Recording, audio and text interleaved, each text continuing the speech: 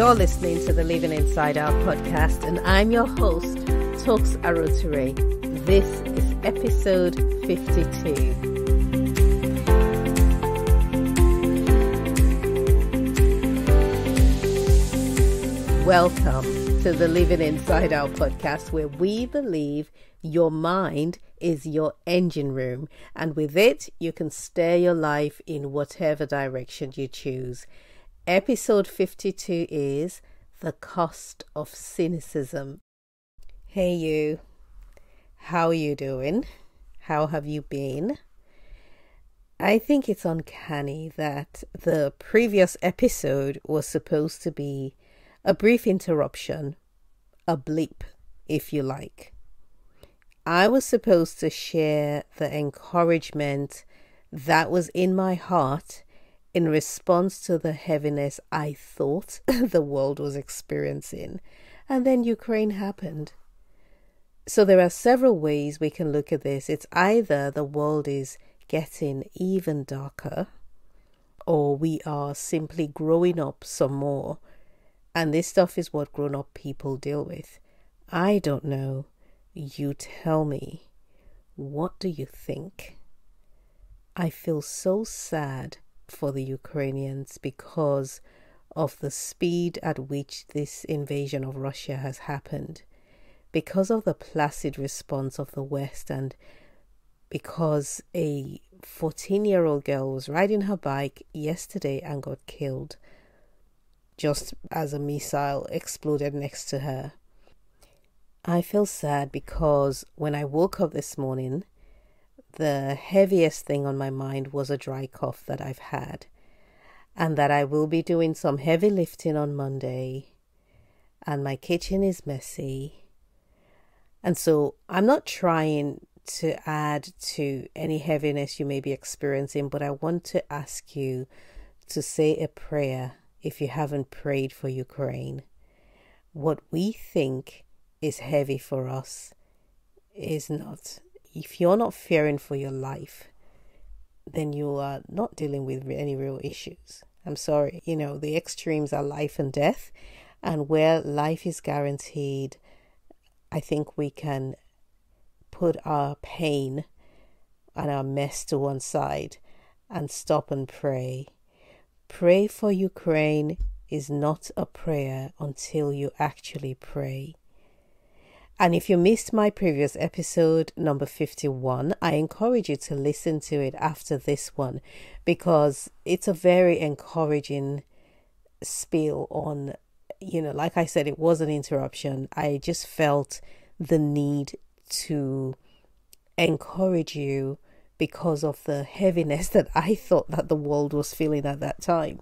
There's a lot of pain and a lot of challenges, and Ukraine's issues have not necessarily reduced the pain that the world is going through as a whole, or that individuals are going through. As a matter of fact, it adds to it. So I encourage you to listen to episode 51, which is the previous one, and just share with your friends or share with somebody who needs to be uplifted. What have you been up to? If this is your first time listening, welcome, and thank you so much for joining me. I am thrilled you're here, and if you're a regular listener, what can I say? You rock. Do this to say rock again. I don't know what people are using these days, because language is evolving at a pace that I am no longer able to keep up with. We've gone from words to emojis, and talking about emojis, I was approached recently by someone who wanted some business advice, and also his request ended with a business proposition, which I wasn't keen on, at least not now. And instead of saying, yes, let's meet up and chat about how I can best serve you, I said, let's meet up and who knows where this will lead to. And then I ended with a wrong emoji, and I hit send, and it wasn't on purpose. I just, was in a hurry, typed up and everything. So days later, I go back because I haven't heard back, and I was making my plans for the next week, and I read my response and I decide that it totally looks like I'm hitting on this guy. I get home and I tell Jason, I'm like, oh my gosh, Jason, I'm kicking myself. This is what I said. Because I'm now imagining that he would have gone home, shown his wife, and the wife would have said, yep, she's hitting on you. And then they would have gone to the pastor, and the pastor will say, she has a Jezebel spirit. I saw it in a dream. Social media is where people steal husbands, and this one is out to get yours. So I tell Jason, and does it help? No. He says, Toks, that looks bad. All I wanted from this man was to tell me how to erase my damage or how to feel less like a dummy. But he made it worse. Anyway, it's all water under the bridge. I never claimed I was perfect, so there we are.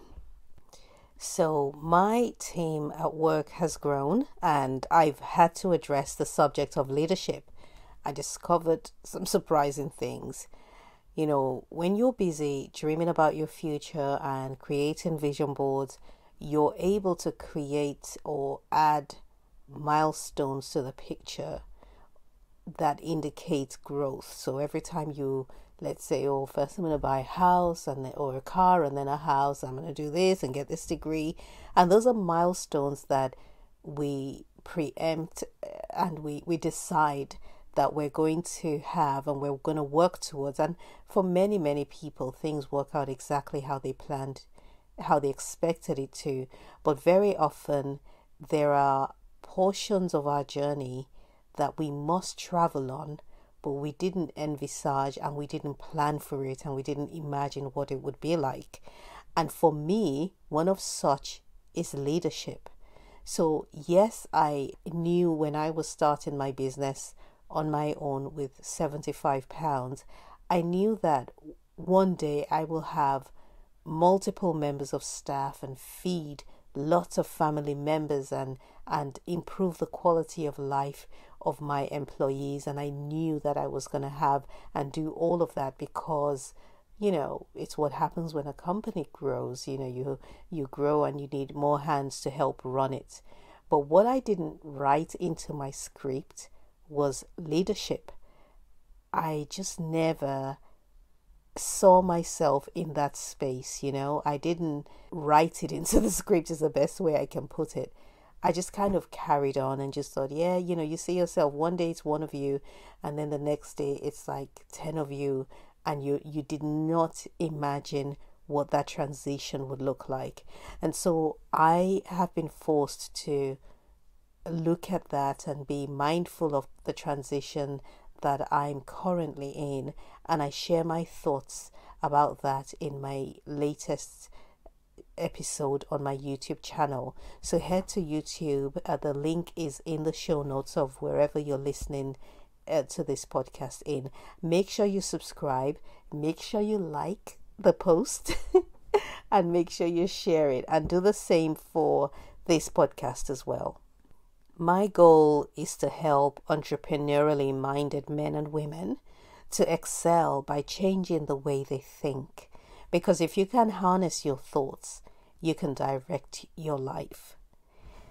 If there is one mindset that has cost me more than any other, it has got to be cynicism. And if you've allowed this vice, because that's what it is, that's what it can be, to lay claim on your mind at any one time, I guarantee you that it has cost you too. My goal in this episode is not to knock people who identify as cynics, but rather is to help you identify a potentially expensive mindset which can hold you back. My earliest recollection of seeing the ugliness of this trait was in my late teens. Have you ever been in a situation, for example, where you and your friends are having a good time, you're laughing over stuff that's happened, or someone cracks a joke, you know, you're just living life, and someone says a single sentence that lets all your air out and then suddenly the mood in the room just drops and everyone gets all sober. That is what happens when a fault finder or a cynic enters the room. Or if you've ever tried to share a good idea with someone and they are like, I know all about that. My sister did that 6 years ago and it didn't work. And you're like, no, it's new. This company has only been running for 2 years. And if you either invest or you get involved with them, it's different. And they're like, that's the worst. They're trying to get you. Cynics tend to believe everyone is out to get them. So the first recollection I have was I was in my late teens, like I said, and I was living alone at the time in my uncle and aunt's beautiful home in North London. The best part was they lived in Nigeria. So for a teen, that was heaven, living on my own. My routine was go to college, come home, switch on the heating, grab some food, and just shut the sitting room door myself, and then watch a pre-recorded episode of Oprah Winfrey or A Different World. And that was just, my life then. And I remember there was this one boy or man who came to see me every single day because he just wouldn't take no for an answer. And because I had a problem saying the word no, I'd quickly get home and I'd lock myself in the sitting room, because if I had to go to the kitchen or go to the bedroom, the way the house was laid out, it meant that if he was standing at the front door, he could see into the house because of the kind of entrance it was. and I'll be caught. So I was basically trapped. In fact, I would say that I was in a hostage situation every single day, because this guy would then come, knock on the door, press the bell, and I'm just sitting in the sitting room waiting for the moment to go before I'm free again. So when friends visited, I'd entertain them with some food and we'll watch Oprah or A Different World or some music video. One day, I had a friend over, and as usual, I played my Oprah interviewing Diana Ross tape. This was one of my favorite episodes because I grew up admiring and wanting to be like Diana Ross, and Oprah starts the show by saying she had never been nervous about interviewing anyone before, but she was nervous about this one because she idolized this superstar from her childhood. And my friend, without missing a beat, announced, "That's a lie. How can she say she's never been nervous before with all those important people she's interviewed?" And then this girl just begins to check off names of big movie stars and various celebrities. It was like someone had poured cold water on me. I was actually hurt because it felt like she was saying I was a poor judge of character and I watched a TV show of someone who lied. I know, I've always been a bit into my own head, sometimes too much. So I found myself rising to Oprah's defense, or was it my defense? And a small debate started. I grew up taking people pretty much at face value. I believed people when they spoke and only doubted them if they'd given me a clear indication that they could not be trusted. And so this trait of suspicion and doubt and negativity in this person always left a bad taste in my mouth. I remember them just carrying bad vibes all the time. And of course, it wasn't due to that one single incident. It was multiple things. It was criticism every 10 minutes. There were so many situations over the years. Sometimes it was directed at me, but more often it was just directed at the world. People who are perpetually cynical cannot simply enjoy life. They search for reasons to add a dash of lemon to everything that's sweet. It is as if they're creating validation of their own angst wherever they go. If you spend enough time with one, you too will become one, because it's a mindset. And mindsets are formed when the same thoughts or belief runs around your mind until it burns a groove in its path. And then it becomes really difficult or even impossible to simply change the way you think, because it's a mindset. And you've got to recognize the ugliness of it in order to uproot it. Cynicism will cost you dearly. Last year, I attended an event. It was a business event and got talking with someone on my table. He's an executive in a large company and he kept gushing about my business, my achievements, and felt my story was incredible. And he wanted to work with me on a particular project because he felt I was on the cusp of something big. And these were my thoughts. He's just being nice. What does he want? Maybe he's a little bit tipsy. He can't be that much of an exec if he wants to work with me. And it wasn't until I was watching a TV program the very next day and I saw the same scenario play out. Andy Cohen, who is the creator of the Real Housewives franchise, was asked why he chose Garcelle, who is one of the cast members for Beverly Hills Housewives, why he chose her for the show. And he said, when I met her, I saw that she was smart and beautiful and she has the most incredible story. And I thought, this is someone I want in my team. He really gushed about her. And he hired her, or whatever it is they call it, gave her the contract. My jaw dropped because I recognize how God will use anything in this whole flipping world to talk to his children. And that in that moment was him telling me that the man I met simply spoke the truth. And this is how deals are made.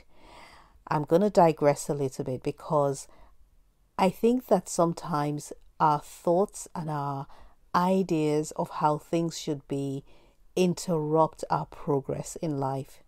In my head, I've got this picture of a perfect businesswoman who gets everything right, who looks the part as well, who feels like an executive and feels like a real boss.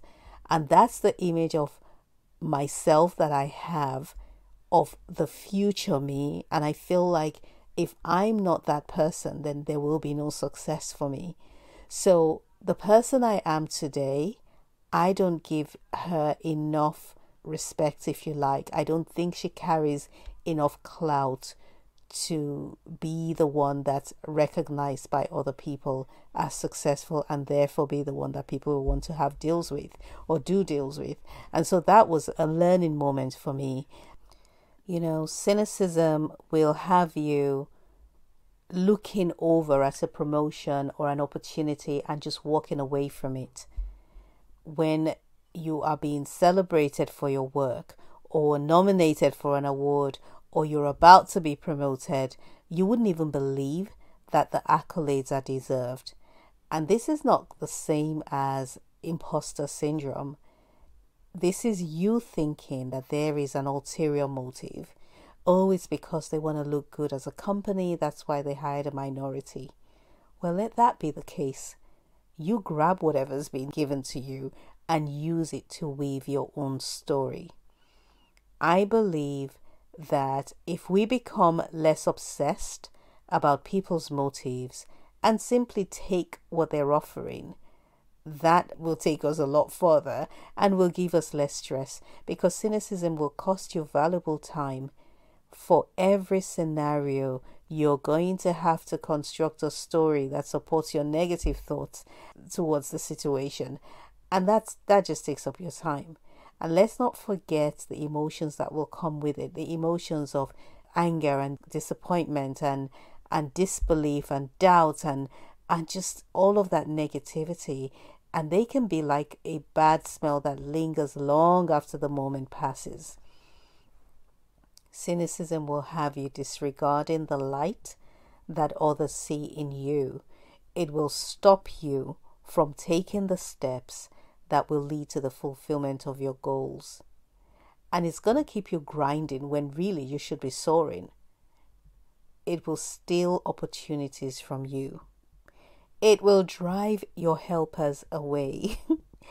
Cynicism will shrink your dreams. Trust me. And it will cost you the life you were supposed to have, all because you had no regard for the ones who could see your light. I remember when someone asked me to facilitate a business connection for them. I'm all for supporting small business owners. I will do whatever is in my power to help another entrepreneur win. But this time I regretted doing the introduction because she came back to me and said, he wanted to see my financials. He was asking way too many questions. I didn't like the way he talked to me. Then he had the audacity to tell me his hourly rate, which was really high. I don't trust him, and I've just asked him not to bother. Now that really burned me personally because I connected her with someone that was not only valuable to me, but whom many people will give an arm to be associated with. But this mindset of constant doubt blinded her from seeing his value, and she believed that he wanted something that she had when really she was the one that had the need. The difference between imposter syndrome and criticism is that imposter syndrome is directed at yourself, while cynicism is directed externally. Psychology today describes this mindset as referring to doubt or disbelief in the professed motives, sincerity, and goodness of others, and by extension, in social and ethical norms and values. It goes on to say this attitude is often accompanied by mistrust and scorn and pessimism about others and humanity as a whole. So one may seem more immoral than the other. Imposter syndrome, generally they believe that they're undeserving of their own achievements. And this is something I've experienced as well, and you probably have as well. Cynicism might seem worse or more immoral than imposter syndrome. They are both mindsets that will guarantee the limitation of your growth. Recently, I moved my online store to a new platform, and there are significant changes that will happen to your search results on Google when you move your domain from one platform to another, or you point it somewhere else. And so it dips for a while, and I found myself back in the zone that I was 14 years ago when I launched my very first website. I had learned the ropes of website building and learned about SEO. Someone taught me. I paid them to teach me hourly every week. But then as I was reading, so now we're back here in 2022, and I'm reading an article, brushing up my skills and looking to fix some errors on the website, I recalled a familiar feeling, and it was a feeling of doubt and suspicion and unbelief that the methods that were being described in the article simply would not work. I recalled the emotions of long ago cynicism and doubt and people wanting to take advantage of me, and I can trace where that started. I had a few SEO specialists lie about their experience, and that must have scarred me. The trouble is that when the honest ones showed up, I viewed them with the same lens with which I saw the liars, and now I believe that my doubt and my mistrust limited my growth. And if I hadn't had that experience, or if I hadn't allowed it to shape my view, i.e., make me more cynical in that area, I believe that my business would have grown a whole lot quicker. So I'm not saying that you should take everything at face value, or you shouldn't use wisdom, or that you shouldn't trust your intuition. What I'm trying to get across is that as you expand beyond your comfort zone, you will experience thoughts that are designed to keep you safe in your old zone. And this is one of them. Your comfort zone's boundary line is made up of different limiting beliefs holding hands in a circle. And if you're going to break into new territory, you've got to confront such mindsets. And for everyone, it will be different. So what are the mindsets that are holding you back? Is cynicism one of them? You don't have to be negative or be a pessimist to encounter such a mindset. I consider myself very optimistic, to a fault even, if that were possible. But I see how this costly thought pattern has done a number on me. Don't let that happen to you. So here's an assignment for you. Think about the opportunities you have lost, and now, on hindsight, recognize that they were opportunities, not time-wasting offers. What made you say no to them then? Be aware that the answer may be passive. It may not be so obvious. Answers like, oh, I couldn't be bothered, or I just procrastinated. Dig deeper to find your why behind each of those decisions, and then ask yourself, if I had responded differently, would my outcome be more favorable? Listen, I cannot thank you enough for giving me your time. I don't take it lightly. I appreciate every download and every subscription and every rating. If you haven't given this podcast a 5-star rating yet on the Apple Podcast app, please do so, as it helps others to find it more easily. Also, remember to connect with me on social media. I'm at Toks Aruoture, and click the links below to head to YouTube and listen to that awesome episode on leadership. I think you will learn a few things as well, and it would cause you to hopefully begin to think about where you're headed and what emotions you need to start preparing for, what mindsets you need to think about transitioning into. And talking about mindsets, my friend Davis is running a coaching course for goal setting. It's a goal setting masterclass. It is running for 6 weeks, I believe, and it starts on the 1st of March, so literally around the corner, but you can still join within the first week.